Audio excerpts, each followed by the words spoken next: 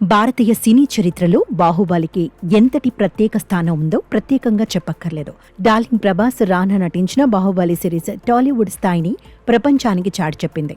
అయితే 2015 జూలై 10న విడుదలైన Baahubali part 1 2025 July 10 నాటికి సరిగ్గా 10 ఏళ్లు పూర్తి చేసుకుంది. ఈ సందర్భంగా బాహుబలి మూవీ టీం కలిసి సెలబ్రేట్ చేసుకుంది.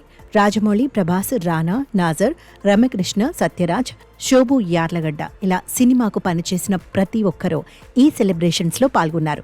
ప్రపంచం మొత్తం టాలీవుడ్ ఇండస్ట్రీ వైపు చూసేలా చేసిన బాహుబలి సిరీస్ ఇండియన్ ఫిల్మ్ ఇండస్ట్రీలో ఒక మైలురాయి అనే చెప్పాలి.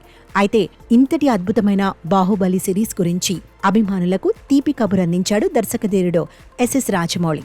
Baahubali the beginning, Baahubali the conclusion 2 భాగాలను కలిపి బాహుబలి ద ఎపిక్ గా అక్టోబర్ 31న రిలీజ్ చేయనున్నట్లు ఎక్స్ వేదికగా అనౌన్స్ చేశాడు.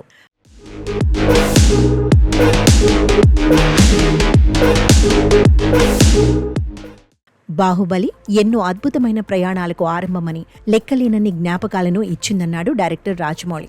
ఎంతో మందికి ఇన్స్పిరేషన్గా నిలిచిన ఈ సినిమా 2 భాగాలను కలిపి బాహుబలి ద ఎపిక్ పేరిట మరోసారి మీ ముందుకు తీసుకువస్తున్నామన్నాడు. ఇంకేముంది, ఈ విషయం తెలుసుకున్న వరల్డ్ వైడ్గా ఉన్న మూవీ లవర్స్ తెగ ఎక్సైట్మెంట్గా ఉన్నారు.